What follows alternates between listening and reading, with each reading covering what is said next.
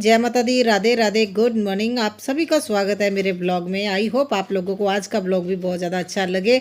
आ गई हूँ किचन में। आज मैंने बनाने हैं वाइट चने। वही मैंने रात को है ना सोक करके रख दिए थे, अभी बॉईल करने के लिए रख रही हूँ। ये टाइम है सुबह 7 बजे का।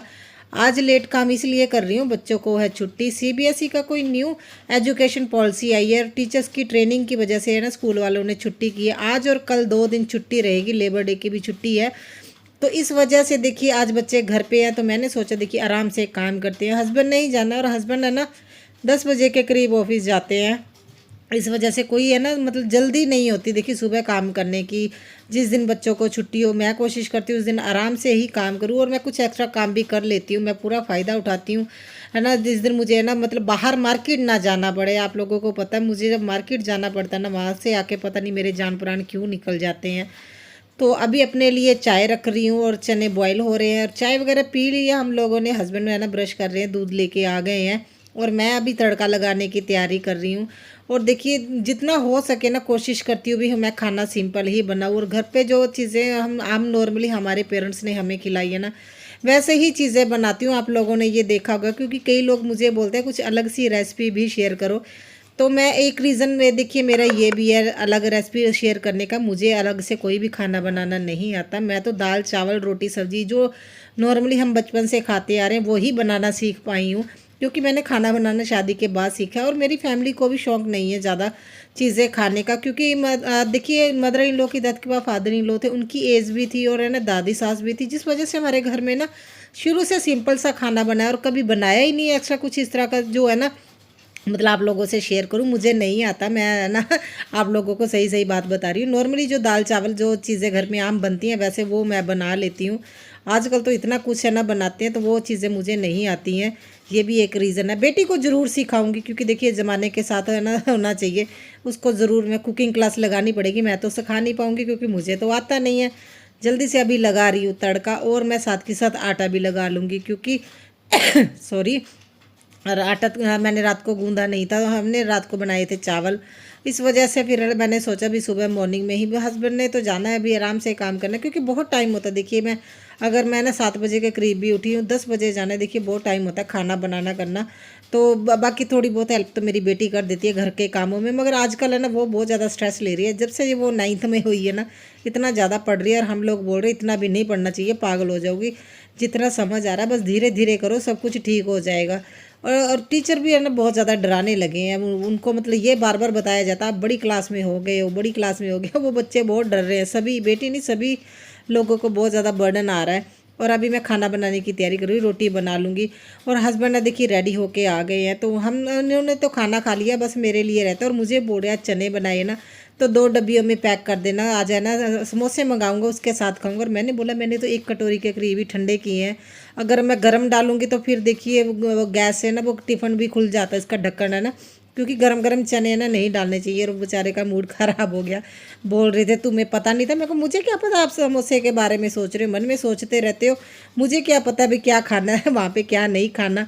तो आप लोगों को ना मैं जो भी घर का काम करते करते टिप्स एंड ट्रिक्स बताती हूँ ना, देखिए वो तो मेरी काम ही है। मैं अभी आप लोगों को बताती हूँ, वो टिप्स एंड ट्रिक्स हो जाते हैं ना, आप लोगों को इतने पसंद आते हैं। और मुझे कई लोगों ने बोला भी वीना तुम्हारे जो है ना डेली रूटीन में जो टिप्स आप बताती हो ना हमारे इतने काम आते हैं, घर को ऑर्गेनाइज करने, घर को क्लीन रखने में, और छोटी छोटी चीज़ों का ध्यान रखने से ही घर बहुत ज़्यादा साफ़ सुथरा लगता है। तो थैंक यू सो मच अगर आप लोगों को मेरे टिप्स अच्छे लग रहे हैं। चने बनाए थे उसमें जो है लाल मिर्च और मैंने तेज़पत्ता डाला था ना, वही निकाल दिया। और मुझे किसी ने बोला कि जैसे फ्रिज में आप घी रखते हो, हमारा तो फ्रिज गंदा हो जाता है, तो आपका ना घी रखने से फ्रिज क्यों नहीं वो स्टिकी स्टिकी होता। एक तो देखिए मैं नैपकिन से इस तरह से क्लीन करके रखती हूँ। नॉर्मल घी जो डेली यूज़ करते हैं वो मैं इस तरह के कंटेनर मैंने लगाया हुआ है प्लास्टिक का। इसका रीज़न यही है कि कभी अगर क्लीन करके ना भी रखूँ तो कंटेनर में रखते हैं, तो जो फ्रिज के ना डोर का वो सरफेस ख़राब नहीं होगा, वो स्टिकी स्टिकी नहीं होता। मैं इसी तरह से है ना काफ़ी टाइम से मैं यूज़ कर रही हूँ, मुझे ये काफ़ी मतलब यूज़फुल आइडिया लगता है। तो अभी देखिए मुझे खांसी आती नहीं, जब वॉइस ओवर करने बैठ जाओ ये मैडम आ जाती है। तो ये हस्बैंड लेके आए थे ना प्रसाद, पहले हम लोग गए थे चिंतपूर्णी, वहाँ से मखाने लेके आए थे और खिले लेके आए थे, और अभी है ना नैना देवी जाके तो वहाँ से, तो ये प्रसाद दोनों अलग अलग पड़े थे। मैंने सोचा एक में ही ट्रांसफ़र करके रख देती हूँ, बच्चों ने खाना होगा तो यहीं से उठा लेंगे। देखिए कितने अच्छे लग रहे हैं ना, कांच के जार यूज़ कर रही हूँ ना मैं। तो देखिए कांच के चीज़ों में अगर कोई चीज़ रखते हैं ना वाकई में बहुत ज़्यादा अच्छी लगती है। और मुझे ना मैंने वो आप लोगों से टिप शेयर किया था ना, जिसमें वो मैंने गार्बेज बैग रखे बताए थे भी किस तरह से आप रख सकते हैं। तो मुझे ये भी पूछा गया था इसमें क्या रखती हो आप, तो ये बोतल का जो कवर होता है इसमें मैंने देखिए नमकीन और बिस्किट जो भी है ना इसके कवर होते हैं ना प्लास्टिक के मैं रखती हूँ। और मैं इको ब्रिक्स बनाती हूँ। कई लोगों को इको ब्रिक्स का नहीं पता। इको ब्रिक्स होते हैं जो प्लास्टिक आप फेंकने के बजाय ना इसे धो के सुखा के बोतल में भरा जाता है और वो ईंट की तरह सख्त हो जाता है। जब तक है ना उसमें भर सकते हैं ना वो तब तक भरा जाता है और ईंट की तरह ही हो जाता है। और कई लोग इससे घर भी बनाते हैं, बिल्डिंग में भी यूज़ करने लगे बाहर के देशों में। तो मगर देखिए मैं बना लेती हूँ। देखिए थोड़ी बहुत मेहनत होती है, मैं कही है ना थोड़े से अलग से काम करती हूँ, आप लोगों को पता ही है।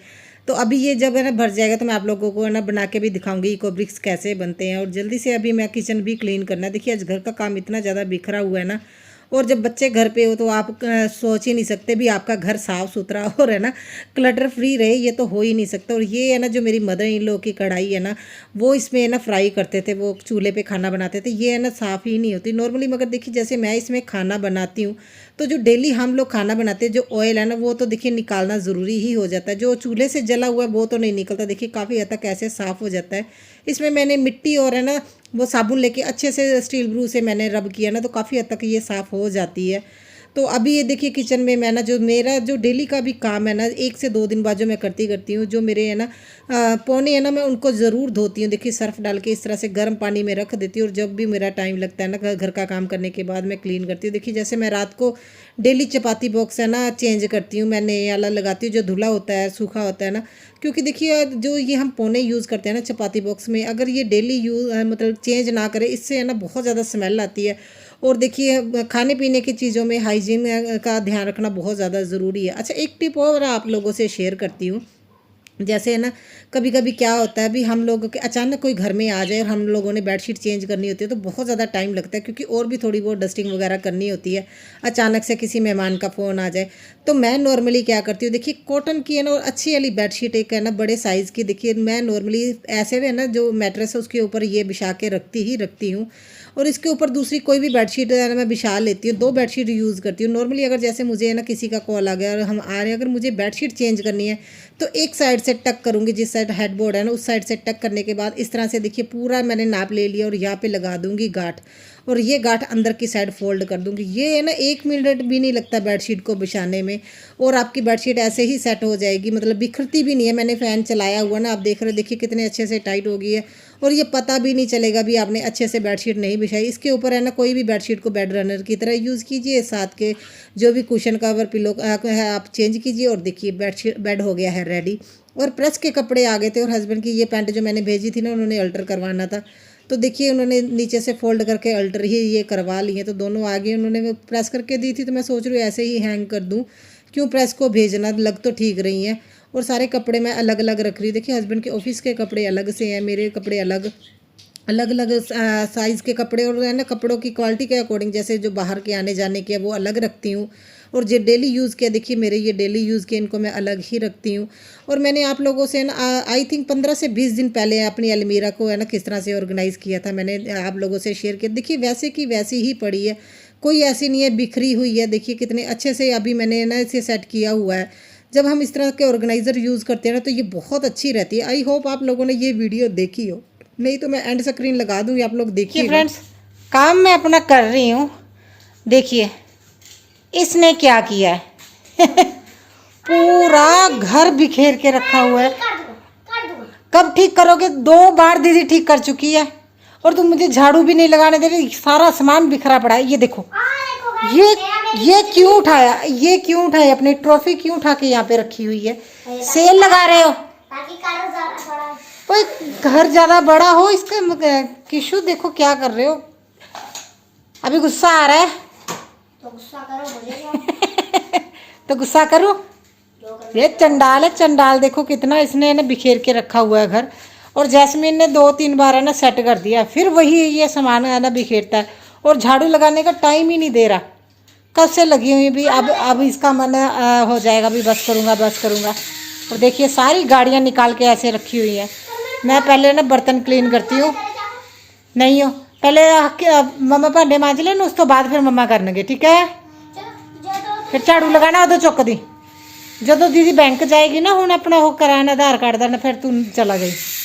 चलो करते हैं काम स्टार्ट। देखिए बच्चे है ना घर पे हो तो अगर आप सोचे भी आपका घर बिल्कुल भी ना बिखरे, ये हो नहीं सकता। बच्चों को भी थोड़ा सा ना टाइम देना चाहिए, वो अपना खेलते कूदते रहे। तो मैंने तो उसे बोला 2 दिन के लिए अपने जो भी टॉय तुम्हारी कार वगैरह ना, छोटे जो बेड है ना बच्चों वाला, उस पे ही रखो, क्योंकि बार बार स्टोर करके रखने में निकालने में कभी कभी ये इरिटेट भी हो जाते हैं बच्चे। तो मैंने बाहर ही उसको बोल दिया कोई बात नहीं, 2 दिन अगर सामान इधर उधर बिखरा भी रहेगा कोई टेंशन की बात नहीं है। मैं यहाँ पे इसका सारा सामान सेट करवा रही हूँ। देखिए कुशन को अच्छे से सेट कर दूंगी और इसे बोलूँगी जितना भी तुम्हारा सामान है यहीं पे रखो 2 दिन के लिए। देखिए अभी 2 दिन की छुट्टी है बच्चों को, तो आज सामान तो देखिए उन्होंने रखना है। खेलना तो है, खेले बिना तो बच्चे रहते नहीं है।